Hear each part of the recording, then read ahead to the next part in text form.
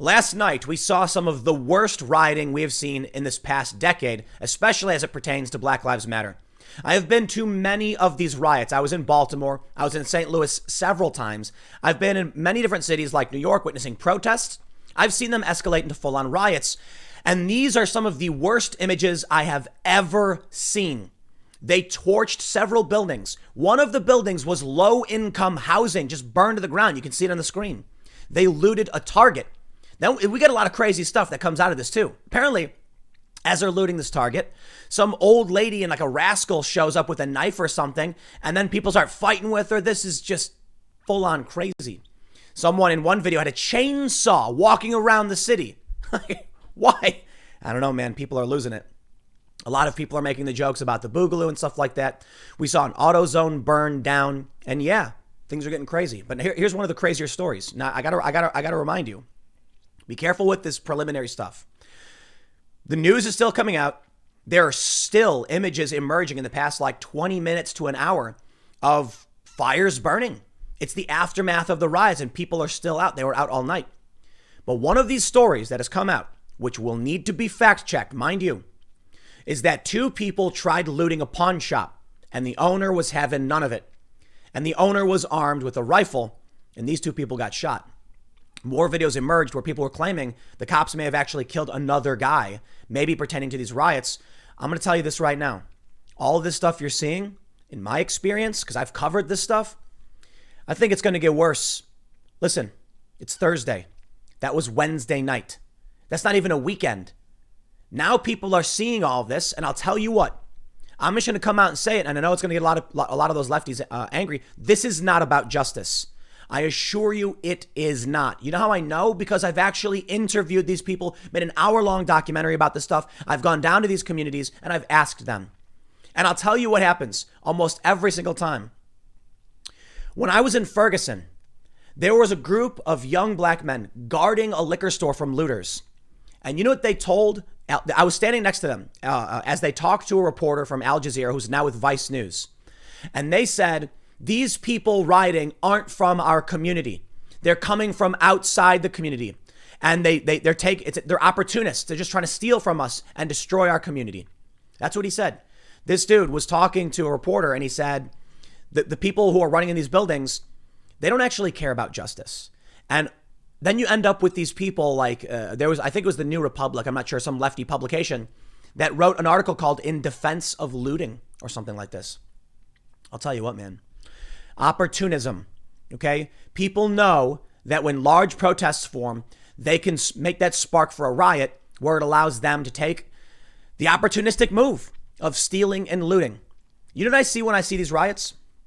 Very few people want justice.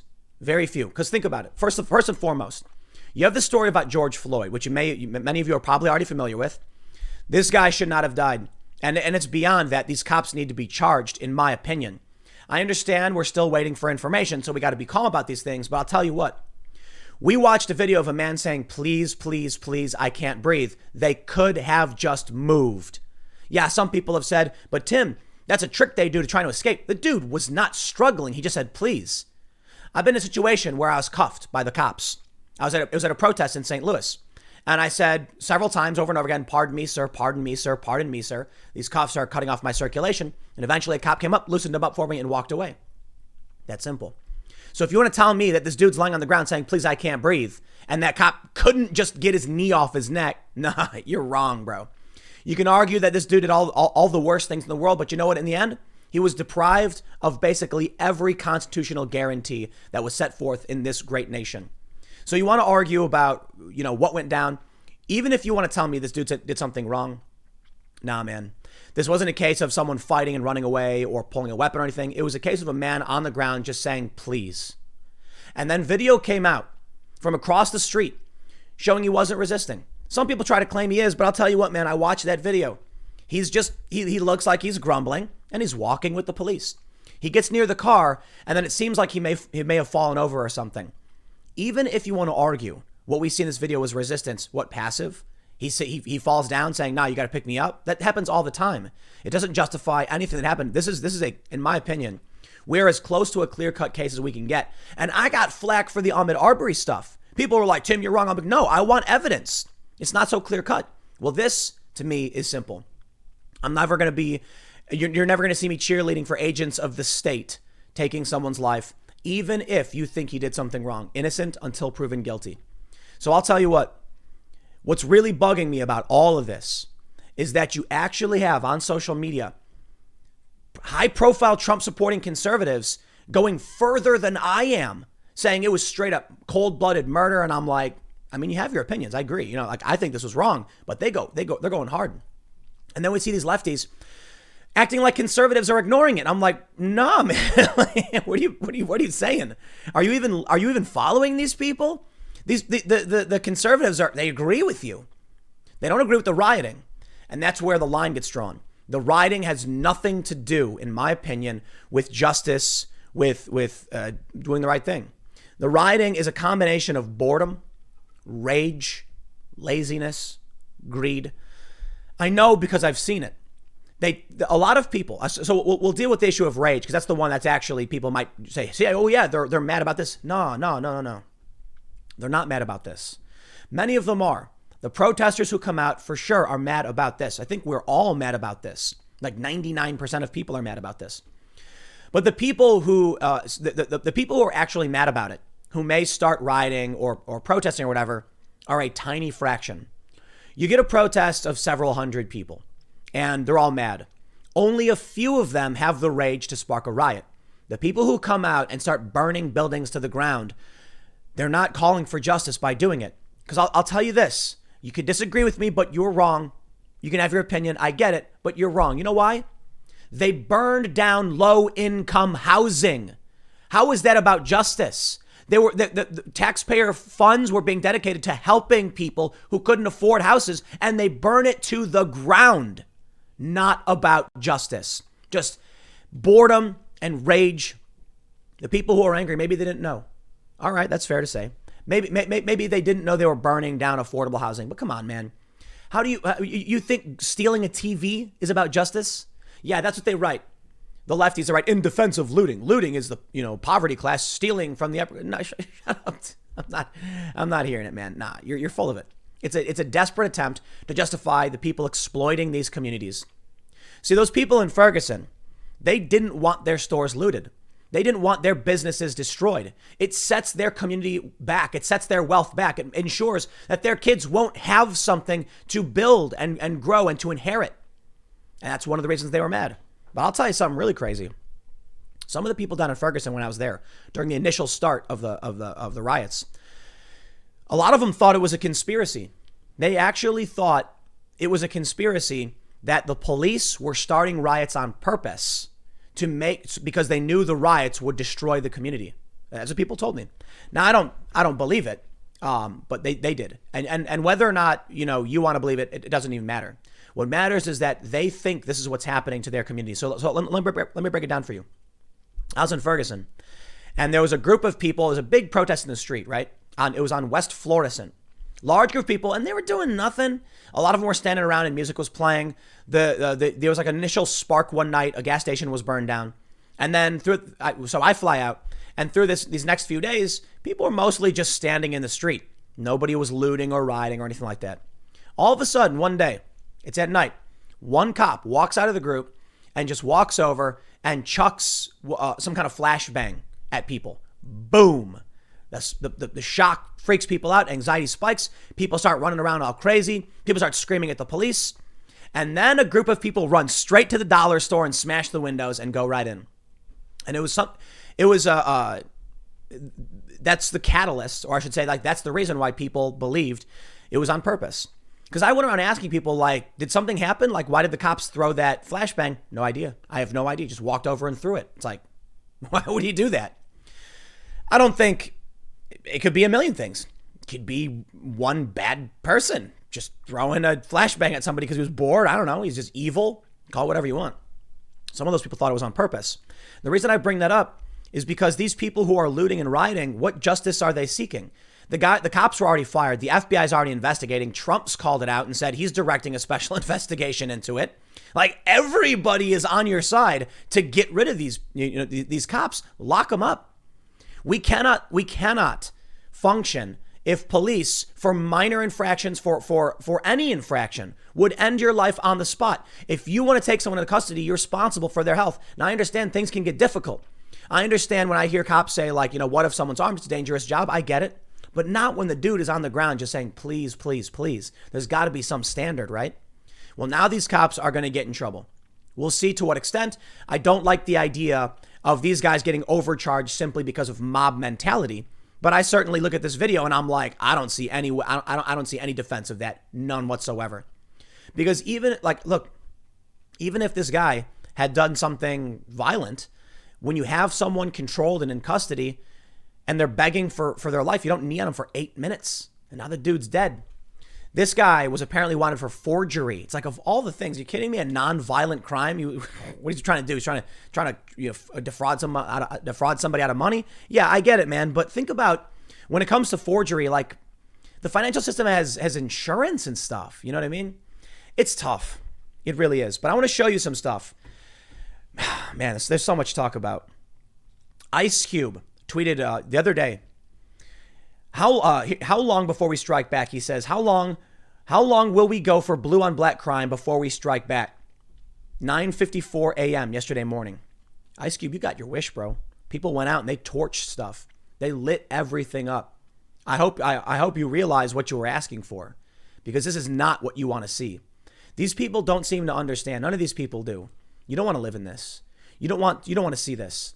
And what scares me now is, as we talk about the boogaloo and the breakdown and all that stuff, man, you got the powder keg to end all powder kegs.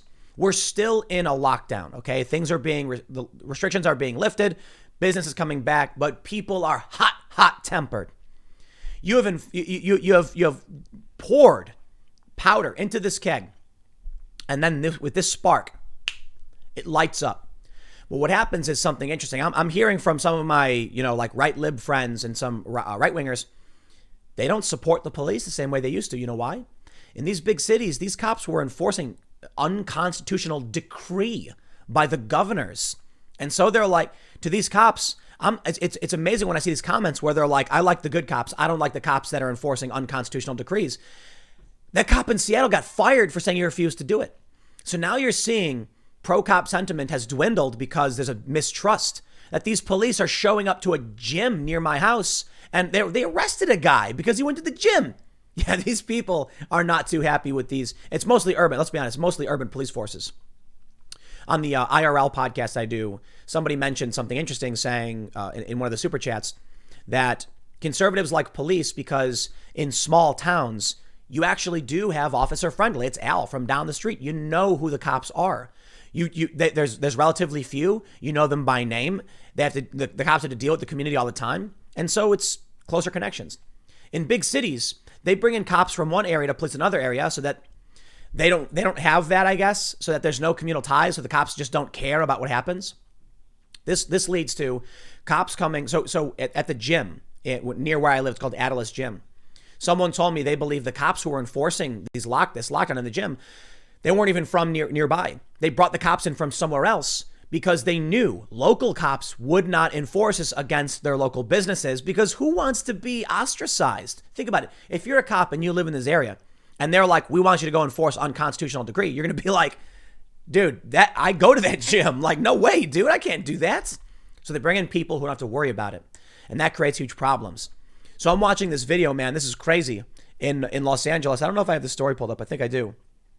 Somebody, a squad car was trying to move through the highway. A bunch of people jump on top of the car. The car speeds away and someone falls down, gets knocked out, I guess. People start banging on another cop car. They're going nuts. And I'm thinking to myself, all of these big city cops who are enforcing unconstitutional lockdown, they sure are going to regret it. Absolutely going to regret it, because you're losing what the support of the one faction that was always there for you. It's funny. It's funny. It really is. Look at this tweet from Sarah Silverman. This is what the left doesn't understand. These leftists don't talk to conservatives. They don't talk to what the right is actually saying. She said police fired tear gas into a peaceful protest of George Floyd's murder, but stood like the Queen's Guard while white a-holes with guns stormed the state capitol protesting having to wear a mask in a pandemic. We live in two Americas, and if this doesn't make it clear, you're a dummy. Let me stop you right there, Sarah Silverman. One group was peacefully, like, I guess they were getting their temperatures checked. They were legally and peacefully and calmly and slowly walking. However, she brings up a good point. A point that I said is quite possibly the greatest 2A argument I have ever seen. Yeah, why is it? Peaceful protesters come out, and the cops just start firing tear gas and beanbags. And some people say the protesters started it. They started a riot. And it's like, regardless. What do you think would happen if the people showed up and they were armed? It could get worse for sure, but it makes you makes you think, right? I got another one though. This person said, unarmed black and brown folks getting tear gassed by the police for protesting. Let me make sure I click it. Getting tear gassed by police for protesting the murder of a black man by the police versus heavily armed white people being allowed to take over a state capitol because they want haircuts. You see, this is the kind of nonsensical and unnecessary lie. What those people agree with you, dude. Like the people saying, give me liberty or give me death, recognize the constitutional rights of this George Floyd man were stripped from him and that he was killed. I saw not all of them, I'm sure. Not all of them. Many people probably disagree. But the most of the sentiment I've seen from like the white 2A people are like, we have a right to due process. And although they might not go as hard as the left is like cold-blooded murder. These people are like, wow, that cop was responsible for that person's life. So here you have an opportunity to reach out a hand and say, hey, man, will you help us? This guy's rights were deprived. And they probably say yes, many of them. But then you go out and riot. You smash windows, burn Target down. And this is where things get really, really weird. Things get really weird, man. If there's going to be a boogaloo, as like people say, I think you will see the right tacitly now in line with the government. And it's weird. Because you'd think with the unconstitutional lockdowns, you'd think with the violation of their rights, they wouldn't. But there's a line, all right? The line is when protesters burn affordable housing to the ground. You're not going to get conservatives on your side with that one. The line is when they burn at Target and they loot it and steal TVs. You've lost the conservatives. This is crazy, man. It seemed like there was a real opportunity where something was happening, where you've got this pent up rage over the unconstitutional lockdown, where the right was angry with the government and angry with police. And the worst thing that the left could be doing right now is insulting those who are also in this fight against what they view as unconstitutional decree. Let me tell you a story. I love telling the story. It's at Occupy Wall Street, and there were two guys, and they were both black. And one guy was yelling, saying to all the other black people, don't stand with them. They don't stand with you. You know, like these people have ignored us and ignored our plight, blah, blah, blah. And this other black dude says, yo, no, man. No, that's not how you do it. You know what you do? You reach out to them, shake their hand and say, welcome to the fight. Now you get it, don't you? Yeah, maybe now people really do get it. Maybe in big cities, you have cops that are bad cops. Maybe in smaller jurisdictions, the cops aren't that bad. And this urban versus rural divide really changes the way people view what the police really are. Like I look in New York City and I see stop and frisk, which was specifically targeting black communities and was specifically a gun control measure. And I'm like, come on, guys, we can come together on this one, right? The police were going to mostly low-income minority areas. Michael Bloomberg said it himself. It was about race. He did. It's like, dude, who likes Michael Bloomberg? And they were going after young people because they were looking for weapons. The violation, an arguable violation of the Second Amendment, depending on how far you go with your view of the Second Amendment, you think it's absolute. Then you've got adults in these areas who have a right to carry their firearm, and the police can't come in and take young people, throw them up against the wall, and then to justify it, they end up arresting them for nonsense. You have disproportionately affected the minority community in this regard in New York City. You end up with these protesters saying they hate cops. Why? They live in a city where the cops don't live near them, don't care about them, and disproportionately target minority communities. That's Bloomberg's own words. And then you go out to a rural area and you get people who, for the most part, mind their own business. And there's a smaller group of cops, a local county sheriff, some deputies, and they know them. And they're like, oh, Jim's a good guy. That's unfair. Here, I think it's like, man, maybe we can start seeing people come together once again. But unfortunately, it's just probably not the case. And it's unfortunate because it's the left.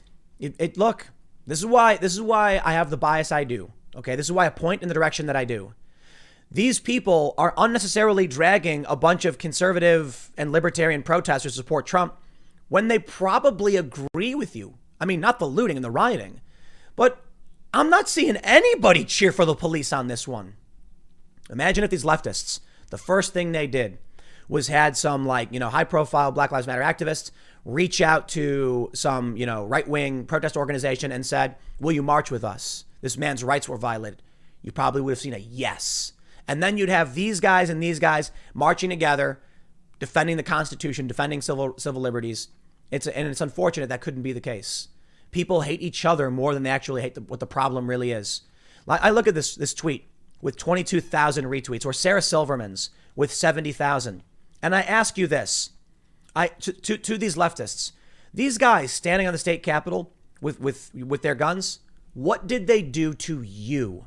These aren't police officers. These people were protesting the cops, and the cops were arresting many of them at these protests. What did these regular Americans do to you? Nothing, man. What do you disagree on? Politics? Like the policy we should enact for the economy? I'll tell you what. It's the easiest way to divide the people who aren't in power. And that's what we're getting. Governor Whitmer called these people racists and bigots. Yeah, I know what she's doing. The last thing she wanted was the Black Lives Matter activists to be like, hey, constitutionalists, we need your help on this one. That's the last thing she wanted. The government overreached, took a man's life. What do? It's a violation of his Fifth Amendment rights. At the least, it's violating his life, liberty, and the pursuit of happiness at the worst. And in terms of legal issues, and you could even argue there's potential racism involved. So you've got this issue that I think people can overlap on. The Governor Whitmer, this is Michigan, by the way, where these protesters were. She doesn't want that. So she wants to make sure everyone thinks they're bigots. Make sure people are divided at the bottom so that no one can call out what the real problem is. The violation of our rights from government actors, be it the police who don't care about you or the governors enforcing unconstitutional decree. Now, this is where things get scary. Like I mentioned a few minutes ago, I think because of the looting and the rioting, these people will now tacitly be on the side of government, not because they support what the government is doing, but because you're seeing people just burn the city to the ground. And because of that, people are going to say, you can't. And there's a bigger threat now. It's unfortunate, I guess. What I mean is, it's unfortunate that there was a real opportunity for all of us to come together and start calling this out. And I hope it's still there. But I think these people on the left got to drop the pretense and stop pretending like these dudes who are waving Gadsden flags are their enemies. The Gadsden flag is a symbol of the revolution, of liberty and freedom. These people all defend the Constitution. You might disagree on the fundamental premise behind, say, Ahmaud Arbery, but this was not that case. People got mad at me over the Arbery thing. And I look at the footage now with George Floyd, and I'm like, no, this is a clear instance of wrongdoing from the police. Everyone can we let bygones be bygones, drop the past, deal with the problem at hand. I guess we'll see how this plays out. Ice Cube, you got your wish. People are striking back, and it's not pretty. You do not want to live in this, man. I'll tell you what. I was on West Florissant in Ferguson. They burned that whole city to the whole street to the ground. And as we drove down the street very slowly, from the street you could feel the heat from those buildings. It's people. Man, if you've ever been near a big building fire, you know it. I've been at bonfires. That they do this thing in Northern Ireland, big bonfires. You can feel that heat from very, very far away. Seeing these buildings burn and the energy just coming off it, it's shocking to people who've never experienced it. I think it's going to get worse this weekend. What I don't understand is there's nothing the government could have done to actually have stopped this. They fired the cops immediately. The FBI has been called in. The mayor sided with the protesters, yet they still riot. And that's why I say it's not about justice. It's opportunists. Stop defending them. Stick around. Next segment's coming up at 1 p.m. on this channel, and I'll see you all then.